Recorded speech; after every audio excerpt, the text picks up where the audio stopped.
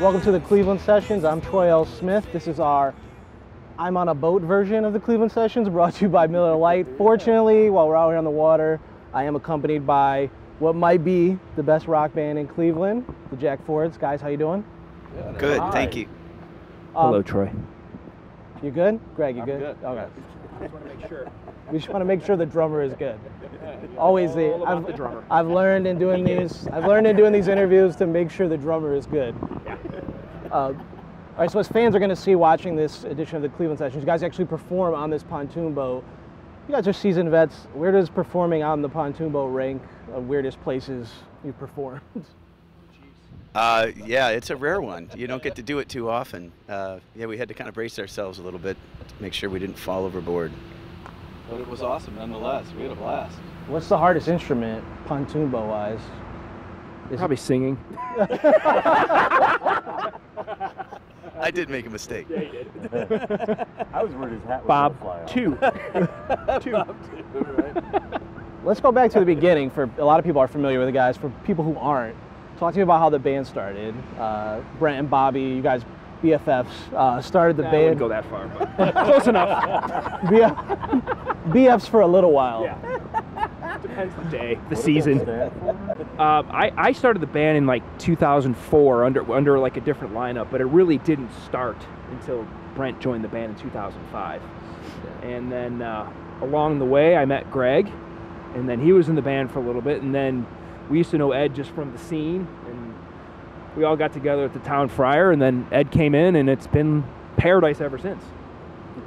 You know, you read stories where you guys talk about the countless number of shows. If I twisted your arm, you had to put a number, a relative number on how many shows you've played since then. Yeah, I'd have to go back and look at the calendar. But we used to play a lot. We used to play every weekend, and now it's a little bit more choosy with the dates. But yeah, I mean, was it 13 years? Yeah, it's been And 2005. So yeah, and there was a good Let's do the frequency math. for years. We were playing every weekend. Wow. Yeah, but I couldn't give a number. I don't know. How do you balance? How have you balanced the other projects that you guys are in with the Jack Fords? Google Calendar. It's always interesting though, because obviously, you know, Ed plays in other bands, Brent, we play in a number of bands together, Bob, but we've been able to make it work, and we know that this, you know, this, at least, you know, these gigs and stuff that we do, you know, kind of take precedence, and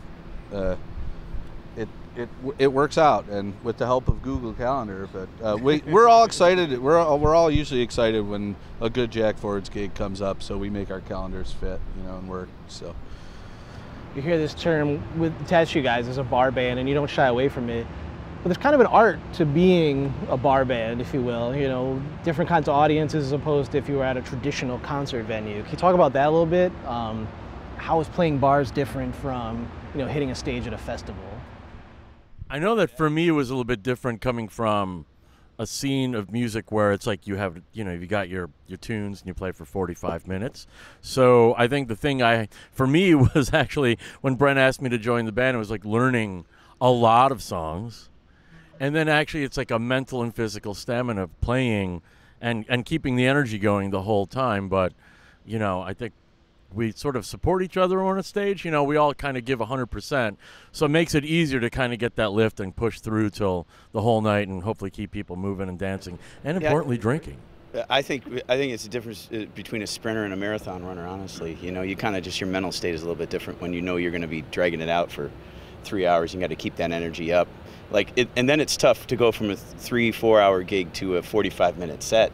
It's hard to even get lit up in 45 minutes, it seems, you know? But what's good is, you know, we're not your typical bar band because we play mostly original music. Right. We probably play 25% covers, and how much is the rest? 75. So I mean, that's a big difference between us and some other bar bands, if you will, because we're not afraid. But the Beatles were a bar band, and the Rolling Stones were a bar band. yeah, we love the intimate settings and getting sweaty and being right there. Literally, we've got people up. You know, I mean, other than coming up on stage, they're right there, and we love the nice, you know, small intimate shows. We love the big shows too, but I would say there's something special that happens in a room when you've got the energy of the people right with you, and you know, it's more of a communal thing happening, and there's this thing where they're giving us the energy. You know, like it's like tennis. They're giving us energy. We're hitting it back, and I mean that's the best. You can feel it, is what you mean. Maybe for Bob, ping pong. Synchronized swimming, actually. I mean, literally, that's how it feels, though. But that, you know, when you've got a, you know, happening crowd right in front of you, and we're all in this together, and you know, I think we love that. I love it. I'm in agreement with that. Bobby, you started the band. Was there a turning point after you got the lineup kind of solidified that you were like, okay, we're going to be in this band for a while. We're going to be doing this regularly? Because, you know, a lot of bands get together, break up, shift around. Right. Was there a turning point, maybe a performance, an album, where you're kind of like, okay, we've hit our stride. We're going to be at this for a while? I think it was just as soon as Brent and I met each other at the Town Friar. I mean, that was it. You know, before it was just kind of rotating musicians, kind of just jamming out with other guys and, you know, making the band sound what we were. But then as soon as Brent came in, he had the songs. And then we started writing songs together, and that's how it really solidified. And so I just think it's the relationship we have, Brent. That really keeps it going, Troy. Is the name, is it really a dream that you had? Yeah. It is. Or lack of a better story? I know. I wish I had something cooler, but it really is. It's a great story. It's totally true. It's like one sentence in a Q&A, though. That's the struggle. It is. It is very true. What were you wearing in this dream? I can't say that on camera. I have children. I don't want to tell my children. My kids are going to watch this. Now, you're not playing in a bar for the inaugural InCuya Festival. You guys have played the Rock Hall, you played Bright Winter, played open for huge acts.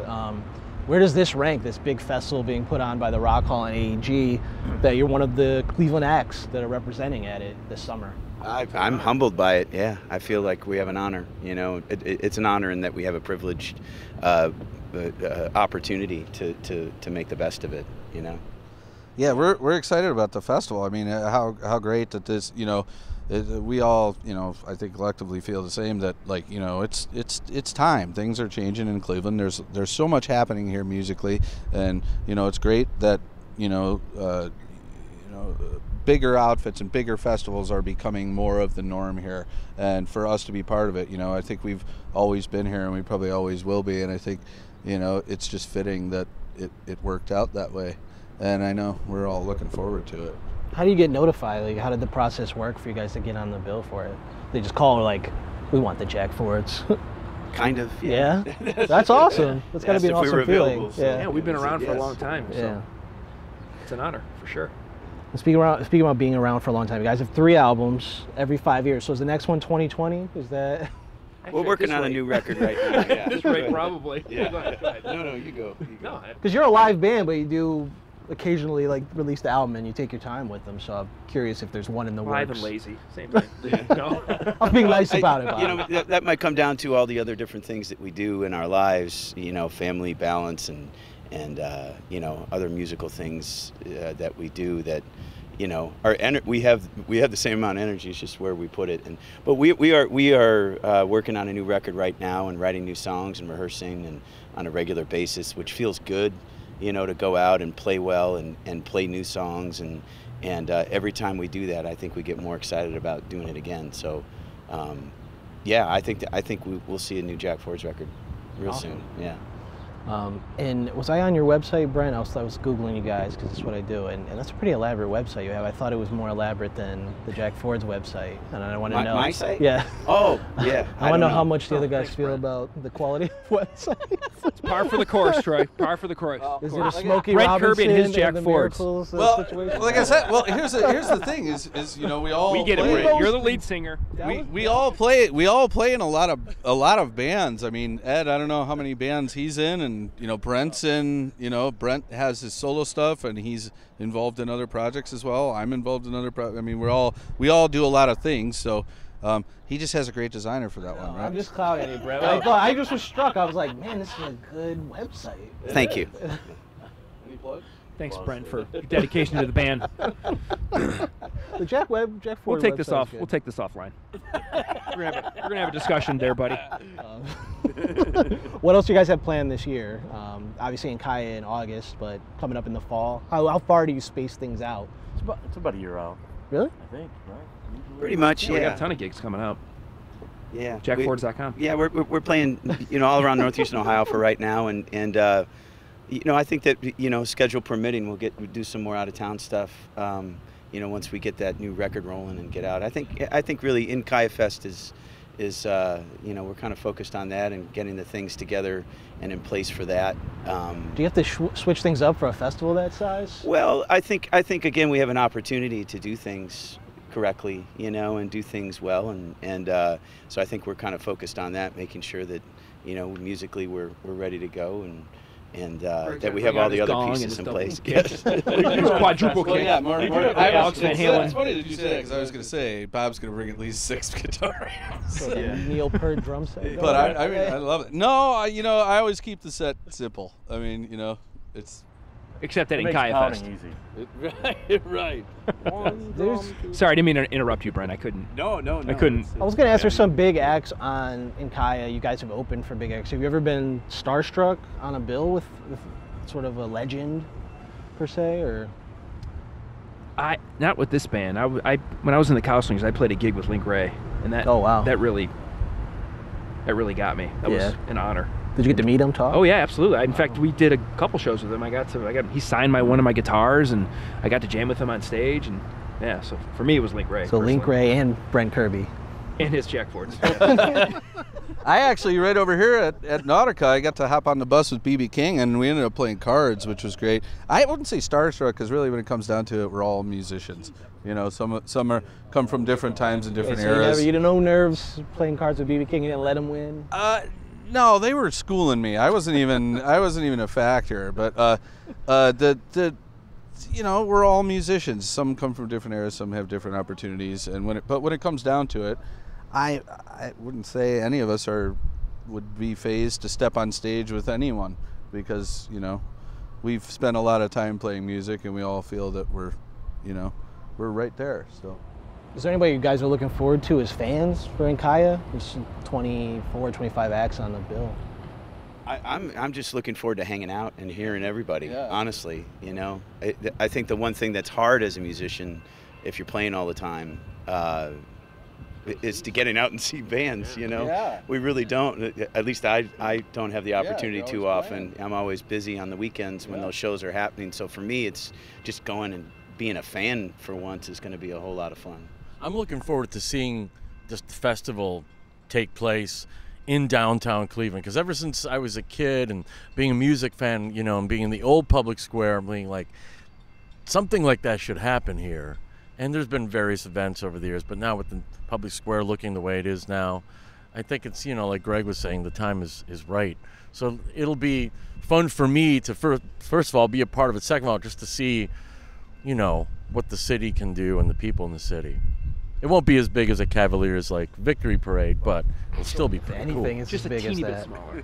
A little bit. Yeah, but it'll be good. Have they We're given gonna you? bring home a championship. Have they given you guys the info yet? Do you know the day you're playing? I believe we're playing on the Sunday. Yeah, That's cool. I think the Sunday. 26th I of don't know August. the time though. God, thanks for catching us off guard on that one. I mean, what time are you playing? No. Like, We know what time. we're not headlining it. We know that, but But, you know, to put a cap on InCuya, I can imagine being in Cleveland for so long, just as Clevelanders, that's the big honor, just to Absolutely. be a part. Yeah. Oh, yeah, for sure. Glad they asked. There's so many great bands out there, and for us to be considered in that whole realm of things is just really cool. in fact, when they first announced it, I was in a restaurant with my wife, and actually I heard people talking about it, like around me. Like it was literally like the day I think they announced it, so it was kind of cool to hear that. Yeah. I've had people send texts, you guys are playing this? So it's great. Awesome. Well, that's it, guys. Thanks for joining me on the water. Thank you. Fans out there, you can check out Jack Ford's playing Cleveland Sessions live. They're playing on this boat, so probably the next video you're going to watch is them jamming out while they roam around downtown Cleveland in the pontoon boat. Thanks to Miller Lite, OWOW Radio, and the Music Box Supper Club. This is the Cleveland Sessions. Until next time. Thank you.